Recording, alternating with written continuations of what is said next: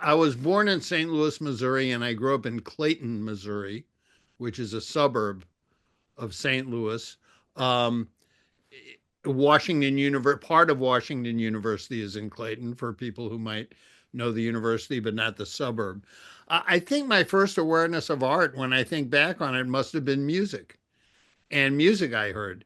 And it was, going stretching back in my memory, I found Harry Belafonte's Calypso music very appealing. I found the Kingston Trio very appealing when I'm about 9 or 10 years old. And I think what really hit me, it was a strange situation. By the time I was entering my teens in St. Louis, there were more black pop music stations on AM radio than rock and roll stations. There were two black music stations and one rock and roll station. So I heard the rhythm and blues and soul hits as well as the rock hits, and I really responded to them. There was something about them that that really reached me.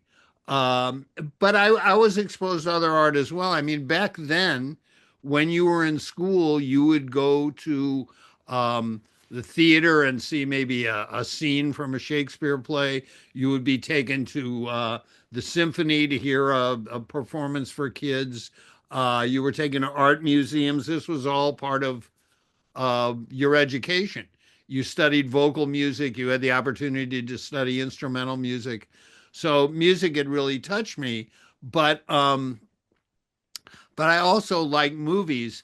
And it's funny, I remember seeing the film about the Newport Festival, Jazz on a Summer Day, before I ever was interested in jazz. And I thought it was interesting, but that's not what immediately hit me. But at least it gave me an awareness at the age of 11 or 12 of what this thing jazz was. So I had a little sense about it then.